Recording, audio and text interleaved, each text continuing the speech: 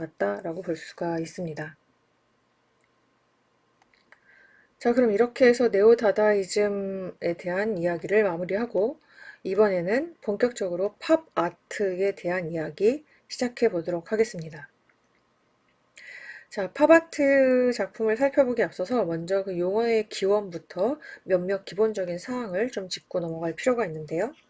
먼저 이 팝아트라고 하는 용어는 1958년 영국의 인디펜던트 그룹이라는 그 작가 모임에서 개최한 이것이 내일이다 라는 전시에 출품된 그 작품들의 경향, 그리고 이미지에서 유래했다라고 전해지고 있습니다.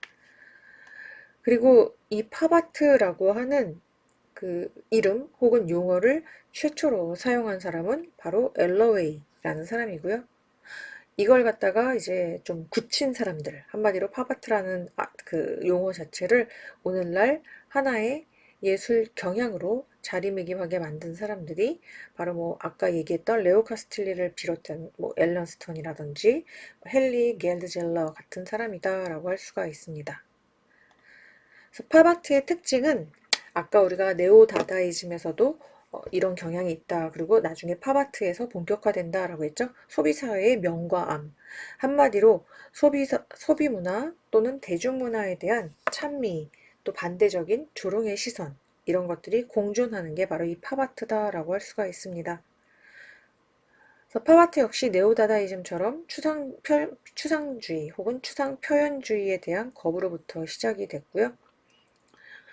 대량 생산, 예술의 뭐 공장화 이런 개념을 토대로 예술의 산업화 혹은 사업화를 추진한 것도 역시 팝아트 경향의 작가들에 의해서다라고 할 수가 있죠.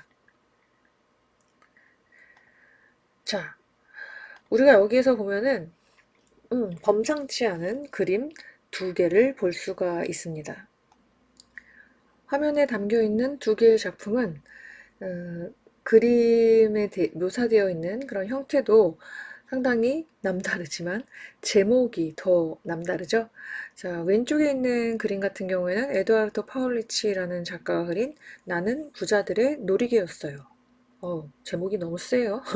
그리고 오른쪽에 있는 그림은 리차드 해밀턴이라고 하는 작가가 그린 오늘날 가정을 그토록 색다르고 멋지게 만드는 건 무엇인가?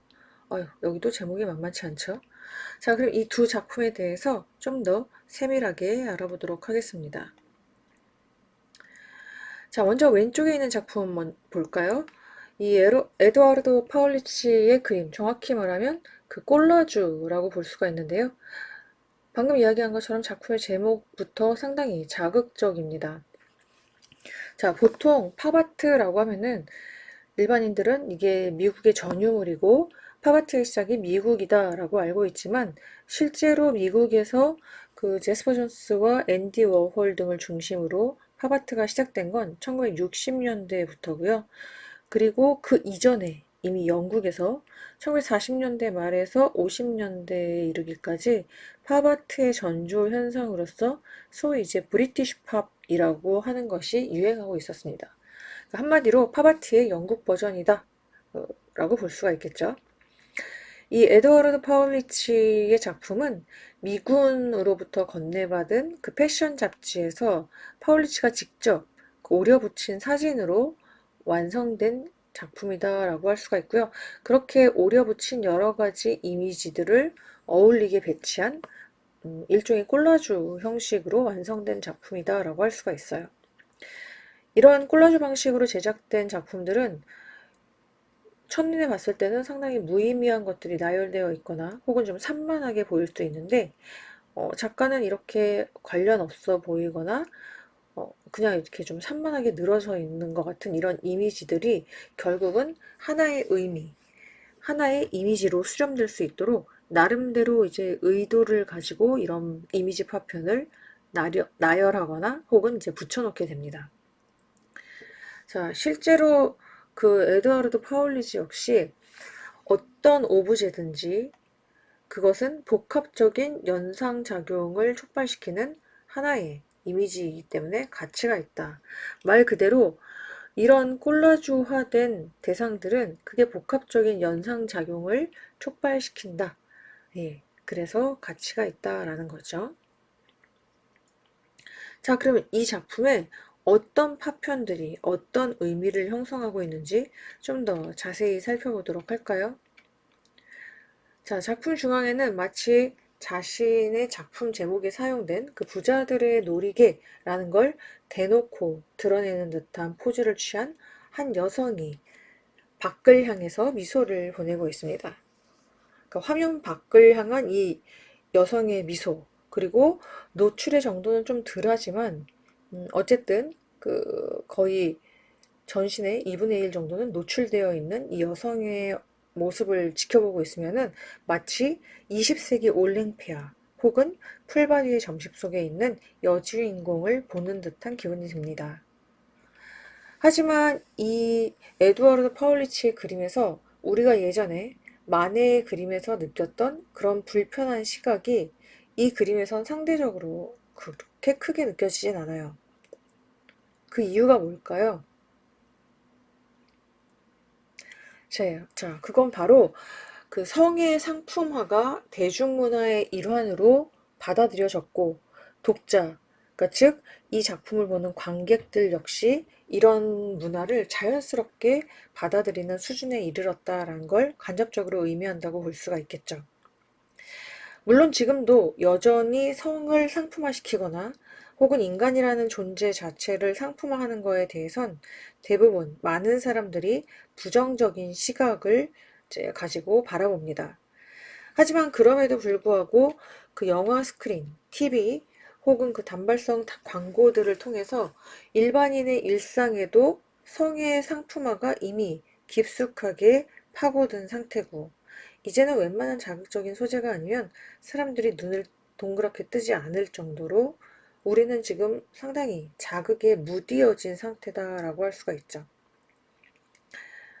그래서 뭐 요즘에 우리가 뭐 TV를 보더라도 약간 눈살 찌푸리게 하는 그런 장면들 혹은 뭐 그런 이미지들이 나와도 아휴 뭐 대중문화가 원래 그렇지 뭐 그런 마음으로 그냥 그러려니 하면서 받아들이는 게 일상이 됐잖아요.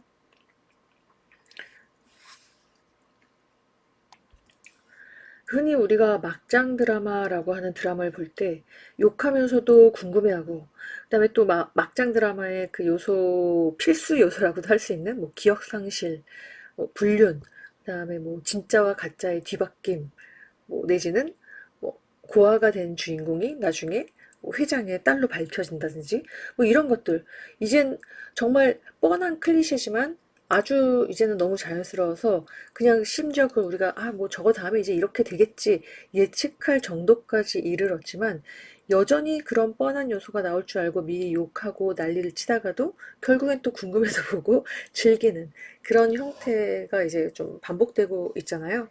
이렇듯 이제 기존의 엘리트 문화, 소위 이제 고급 문화, 고급 예술 문화와 비교해 볼 때 저급하다라고 밖에 볼 수 없는 그런 대중문화의 민낯을 보여주면서 봐라, 이게 지금 당신들이 열광하고 있는 대중문화의 현주소야 라면서 이제 좀 그런 대중문화의 민낯을 폭로하는 거.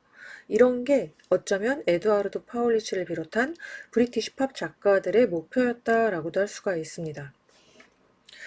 예, 그 외에도 파울리치 작품을 보면 작품의 제목은 물론이고 작품 정중앙에 위치한 여성의 모습도 상당히 성정적이지만 그 여성 주변에 위치해 있는 소품 그리고 문구 역시 전후 영국 문화를 대표하는 것들로 가득 차 있다는 걸 알 수가 있습니다. 자, 예를 들어서 여성의 머리 위에 써 있는 그 은밀한 고백, intimate confession이라고 하는 그 글자, 예, 여기 있죠.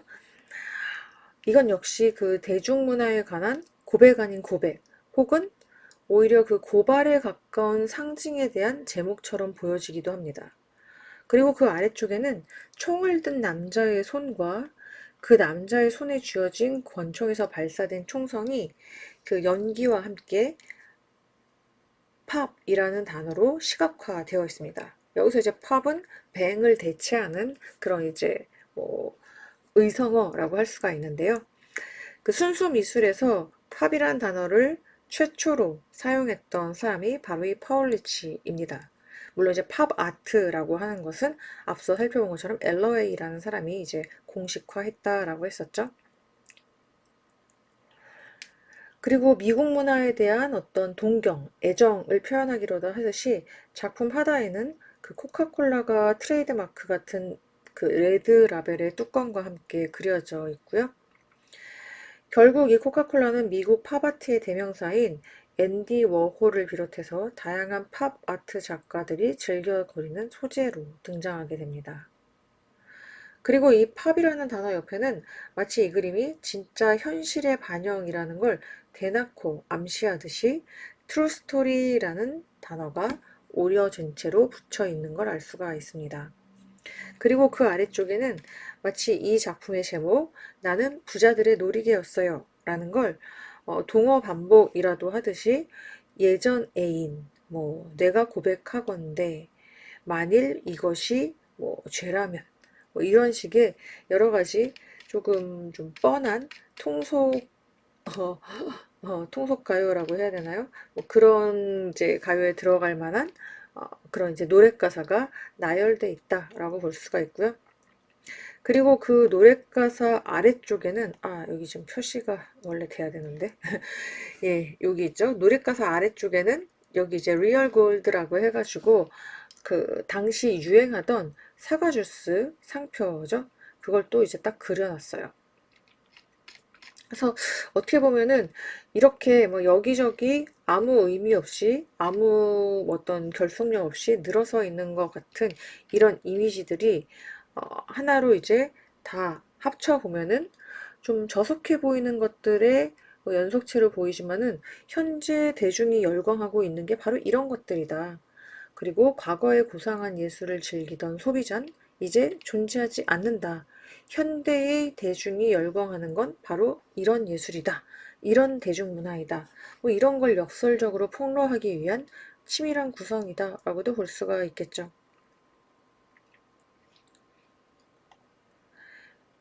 예, 그리고 파울루치에 이어서 리처드 해밀턴 역시 브리티시 팝의 토대를 놓은 인물인데요. 해밀턴 작품의 제목은 오늘날